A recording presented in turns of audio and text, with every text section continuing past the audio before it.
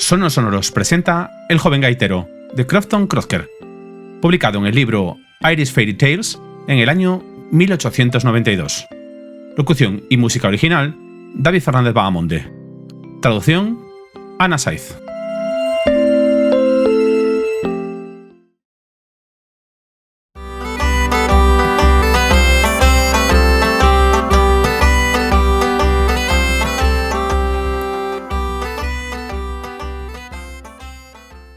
No hace mucho tiempo, en los límites del condado de Tipperary, vivía una pareja decente y honrada llamados Mick Flanagan y Judy Muldoon. Estos pobres campesinos habían sido bendecidos, como suele decirse, con 4 hijos, todos varones. 3 de ellos eran los niños más fuertes, sanos y apuestos que en el mundo hubiese habido, y bastaba verlos sobre la 1 de la tarde, un bonito día de verano, en la puerta de la cabaña de su padre, con sus hermosos cabellos rubios cayendo en rizos alrededor de sus cabezas, sus mejillas rojas como manzanas y una buena patata humeante en sus manos para que cualquier irlandés se sintiese orgulloso de la casta de sus paisanos. Orgulloso estaba Mick de sus hijos, como también orgullosa estaba Judy, y razones no les faltaban. Pero muy distinto era el caso del otro hijo, el tercero en edad. Era la criatura más desdichada, fea y malsana a la que Dios hubiese insuflado vida. Era tan enfermizo que no era capaz de ponerse de pie por sí mismo, ni abandonar la cuna. Tenía el cabello largo, enmarañado, rizado y negro como el hollín. Su rostro era de un tono entre verdoso y amarillento. Sus ojos parecían 2 carbones encendidos y nunca estaban quietos, como si tuvieran movimiento perpetuo. Antes de cumplir 1 año, ya tenía la boca llena de grandes dientes.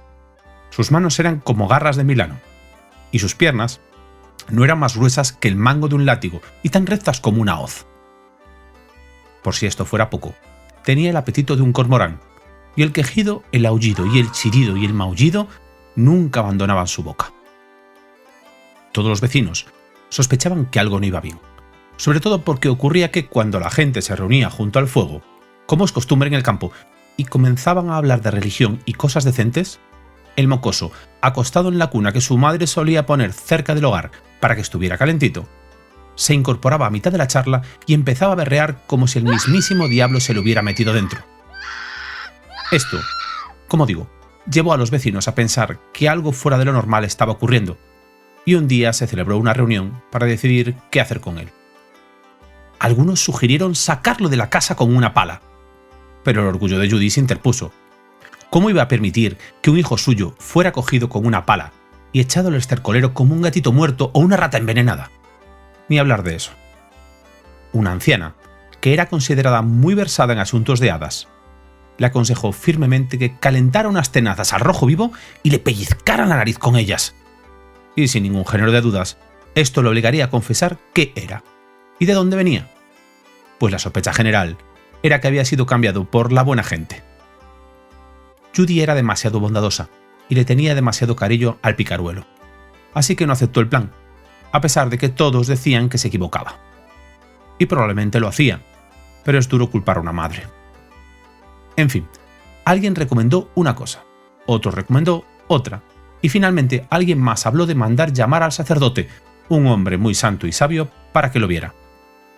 A esto, por supuesto, Judy no puso ninguna objeción, pero siempre surgía una cosa u otra que lo impedía, y el resultado del asunto fue que el sacerdote nunca llegó a ver el niño. Todo siguió igual durante algún tiempo. El mocoso seguía aullando y maullando y comiendo más que sus 3 hermanos juntos, y haciendo toda clase de travesuras, pues era de lo más pillo. Hasta que un día ocurrió que Tim Carroll, el gaitero ciego, mientras hacía su ronda, pasó por allí y se sentó junto al fuego, a charlar con la dueña de la casa. Después de un rato, Tim, que no era nada egoísta con su música, sacó la gaita y se puso a tocar con gran estilo.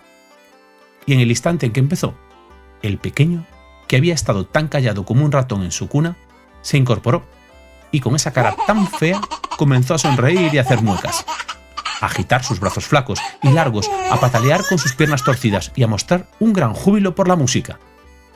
No hubo forma de calmarlo hasta que le dejaron tocar la gaita con sus propias manos, y para complacerlo, Judy le pidió a Tim que se la prestara al crío un momento, Tim, que era amable con los niños, aceptó de buen grado.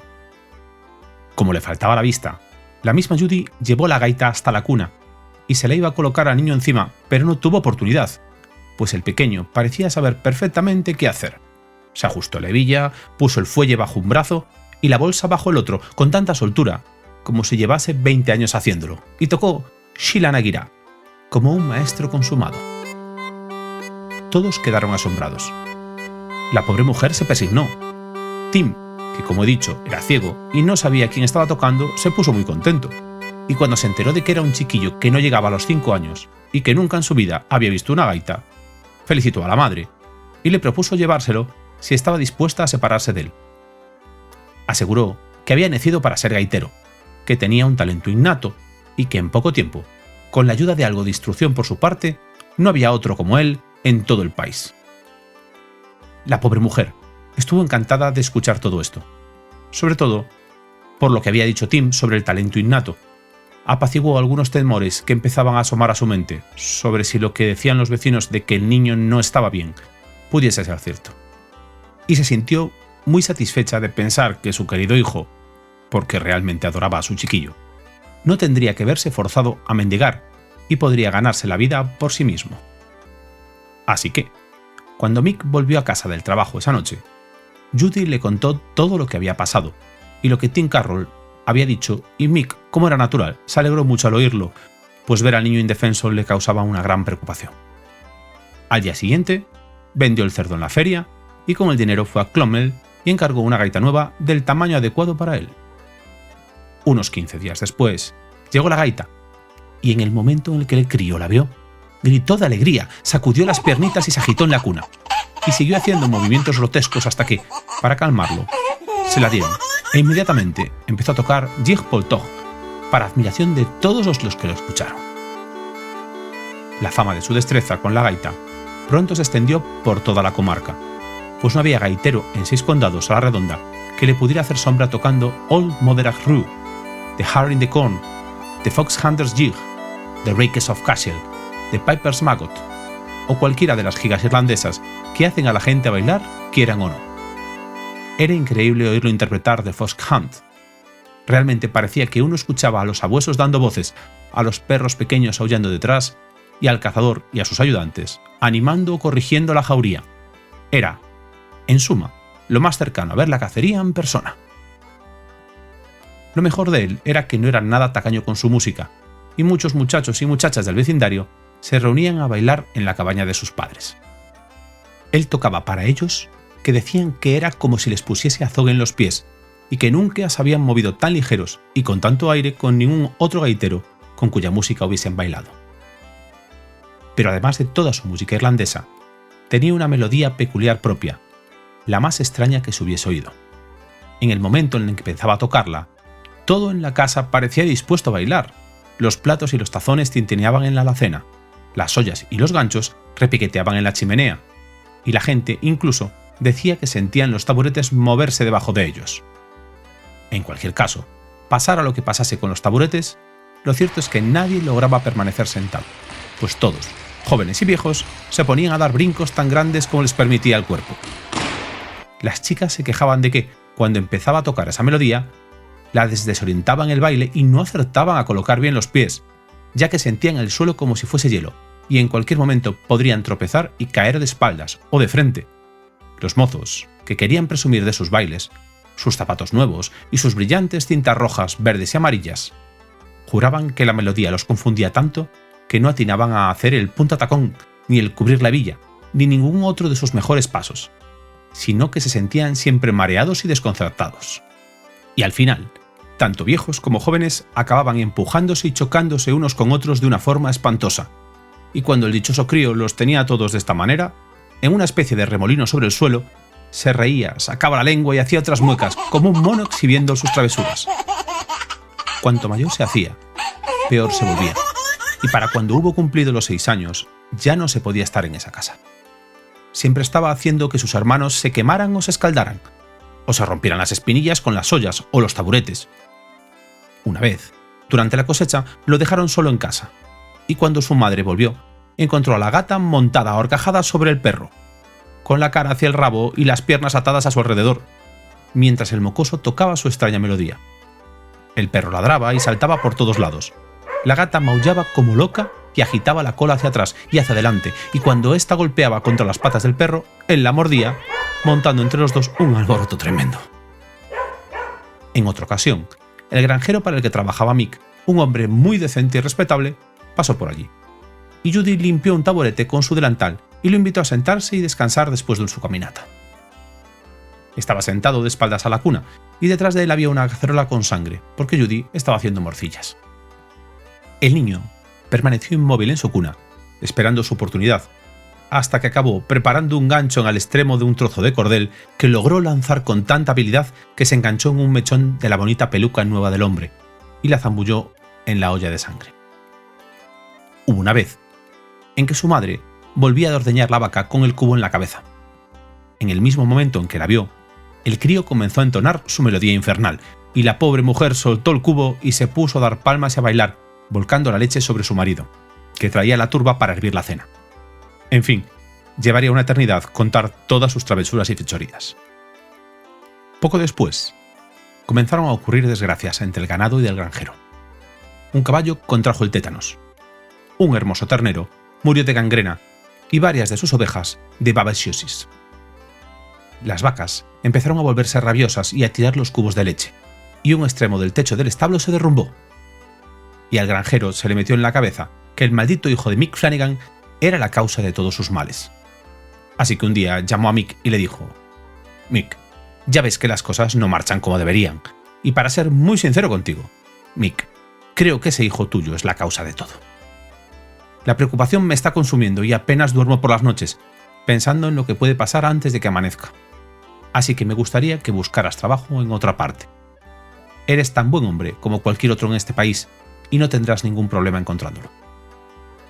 A lo que Mick respondió que lamentaba sus pérdidas, y lamentaba más aún que él o los suyos pudiesen ser las causas de estas, y que por su parte tampoco estaba muy tranquilo con ese niño, pero que era suyo, y debía quedárselo, y prometió buscar otro trabajo inmediatamente.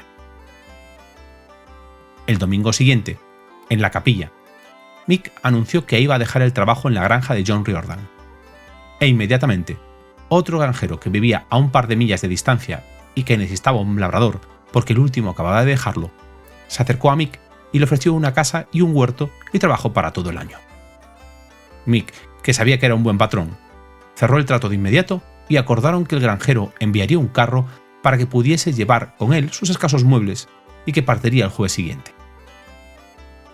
Cuando llegó el jueves, llegó también el carro, como habían acordado, y Mick lo cargó y puso la cuna con el niño y su gaita encima, y Judy se sentó a su lado para cuidarlo, no fuera a caer y matarse.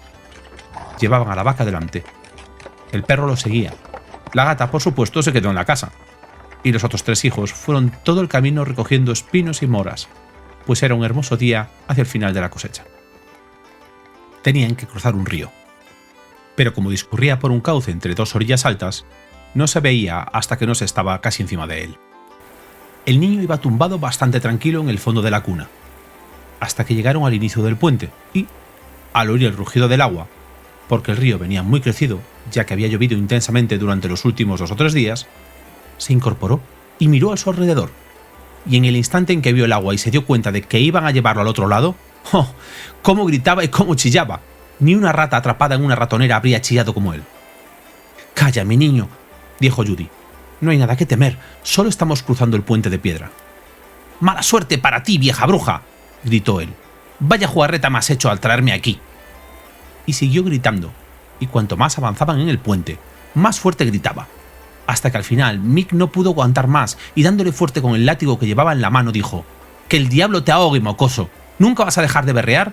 Contigo uno no puede ni escucharse a sí mismo». En cuanto sintió el azote del látigo, el niño saltó de la cuna, se puso la gaita bajo el brazo, le lanzó a Mick una mueca maliciosa y se lanzó por encima del pretil del puente directo al agua. «¡Oh, mi niño, mi niño!», gritó Judy. «Se me ha ido para siempre». Mick y los demás niños corrieron al otro lado del puente, y al asomarse, lo vieron salir de debajo del arco del puente sentado con las piernas cruzadas sobre la cresta de una ola espumosa, tocando la gaita tan alegremente como si nada hubiera pasado. El río corría muy rápido, así que el niño era arrastrado a gran velocidad. Pero él tocaba igual de rápido, sí, incluso más rápido que la corriente del río. Y aunque la familia corrió con todas sus fuerzas a lo largo de la orilla, como el río hacía una curva repentina alrededor de la colina, a unas 100 millas del puente, cuando llegaron allí, ya había desaparecido de la vista. Nadie volvió a verlo más. Pero la opinión general fue que se había marchado con la gaita a casa con sus verdaderos parientes, la buena gente, para tocar música para ellos.